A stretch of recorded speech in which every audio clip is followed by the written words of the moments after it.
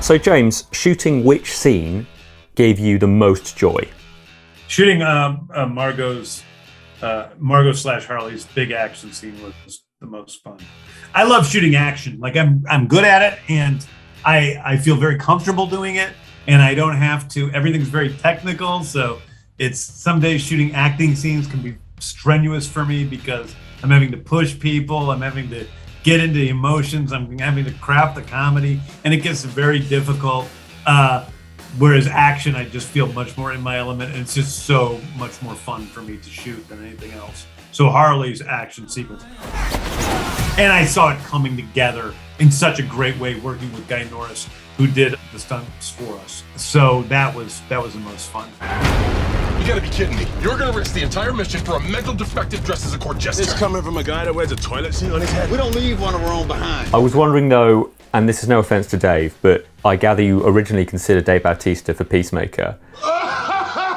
And of course, John Cena stepped in. Can I just say, again, no offense to Dave, that's worked out really, really well.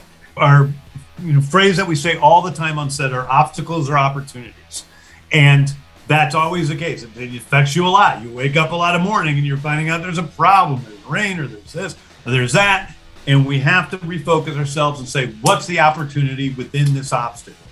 And that's what I had to tell myself at that moment, because I wrote it thinking about Dave, and then obstacles are opportunities. And then I met John, who's now one of the people closest to me in the world. So it's like just a fabulous thing. I gained a great partner and a great friendship through that thing going wrong, and Dave having another movie he had to do. So it's great. Peacemaker. Starfish is a slang term for a butthole. Think there's any connection? Now, you've gathered together an incredible collection of DC characters here, oddballs, you might say. What were the ones that nearly made it, that you considered but were like, maybe not, like Crazy Quilt or Clock King? Yeah, no, I think that I settled on Polkadot Man for that sort of slot pretty early. I'm a superhero! And Javelin, who's pretty useless. So I settled on some of them early, but listen, I thought about using Man Bat. I thought about using Gun Hawk. I thought about using, just Condiment King. No. Now, here's the difference. Like Polkadot Man was a sincere character. Like Polkadot Man came out and somebody was writing Polkadot Man, and I wish I could remember the creator's name. And they're like, this is a new Batman villain that we're creating named Polkadot Man. And he was sincerely created. Condiment King is a joke. Like they created him as a joke. And he was like, oh, here's a stupid character. Whereas I don't care about Condiment King. But Polkadot Man, he is what he is in the movie, which is he went and he got his suit made. And he's like, I'm going to be a superhero named Polkadot Man. That's how he started out. Like he thought, this is cool. Nobody's a polka dot guy yet. And so I'm going to be that guy. And then he goes out and people are like, you look like an idiot. And it's embarrassing. But nobody's going to do that. Condiment. And that's what makes him him. That's part of who he is. You're so right. I've missed it. It's just suicide. Well, that's kind of our thing. Yeah. Tell me the story of the Ultra Bunny t-shirt. I got it somewhere. I just drew Ultra Bunny. And I was like, because originally he was going to wear a Wile E. Coyote t-shirt.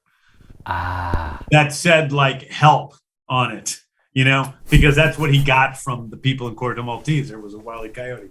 But it seemed a little bit too much like we were putting, because it's a Warner Brothers movie. Warner's, yeah.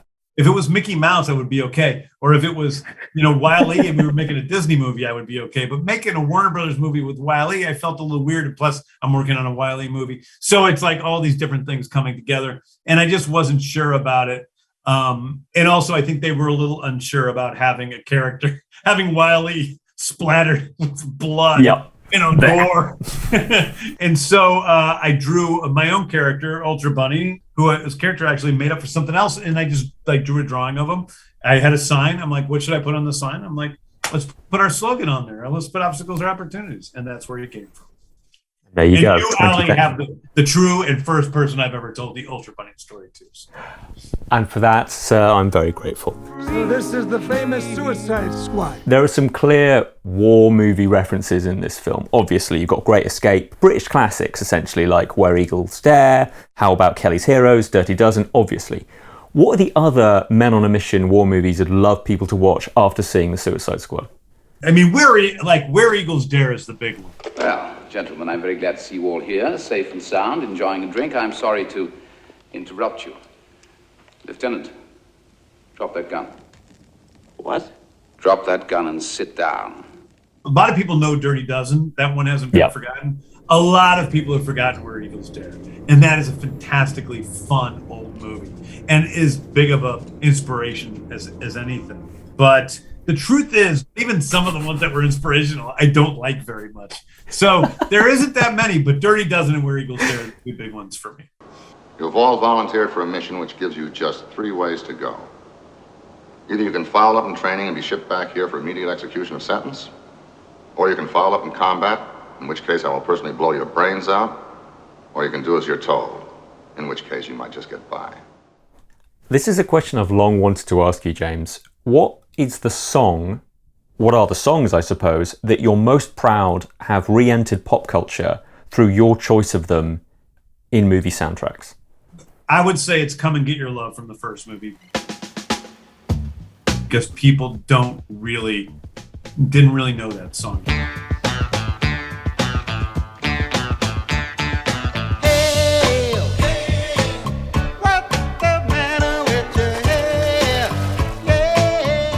I mean, people kind of recognized it, but it wasn't like Hooked on a Feeling, which sort of lasted, and it was in a Tarantino movie and things like that.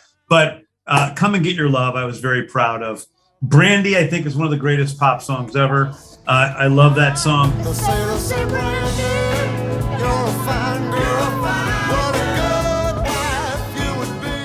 But Lakeshore Drive has got to be the one because it was such an unknown song. You want to buy some batteries?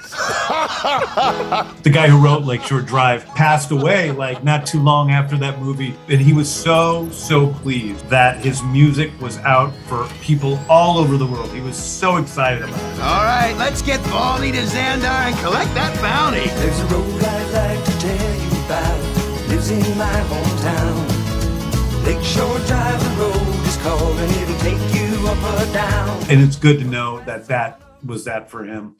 You know, for this movie, it's really grandson writing Rain for us is a big one. I need to feel the raindrops on my head. Because he's a great artist, and Jesse Reyes, who wrote Sola or performed Sola in this movie, and then also that song. They're two of my favorite current artists, and to be able to put them out there is great. Hey is one of my favorite songs, the Pixies song, but it's also a little bit, people know that song, so it's not used that much in movies or anything, but it's a little, people remember the Pixies, you know. What a perfect answer! Like that is staggeringly better than the question deserved. I really appreciate it. I'm going to leave you with a really expansive one, which is, what do you hope audiences, what would you love them to feel as they walk out the cinema once they've seen The Suicide Squad? I think I would love for people to feel that there's an opportunity for spectacle film to take chances and not just do the same thing they're always doing. If people can feel that, then I think that we've done our job. You've hit the nail on the head, because where has that gone? The big budget, bold ideas, stick it on the screen, fireworks display that actually challenges and surprises you. Yeah. Here it is. I mean, that's what, you had these, in the 70s, you had movies like The Godfather, which were one of the biggest movies, or you had, Rosemary's Baby, which was an enormous worldwide hit. And today, it's like all these, it's just like trying to carve out something special and allowing, for studios to allow directors, and also directors to have some balls and to make bold choices when they're able to, because a lot of directors, it gets blamed a lot on the studios, but it's not the studio's fault. It's usually the director's fault for not having balls. And I don't mean balls, but balls.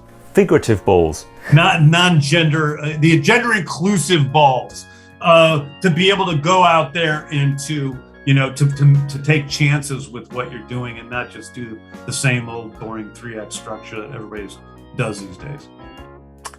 And there we wrap things up. It's been an emotional journey. I really appreciate it. Have a great rest of your day. And Thanks, Ali. I'm a fool to do your dirty work. Thanks for watching. If you enjoyed this video, don't forget to subscribe and click the bell icon to keep up to date. You can listen to my Radio 1 movies and TV podcast Screen Time on BBC Sounds. And you can find these interviews in full on BBC iPlayer by searching Movies with Ali Plumb.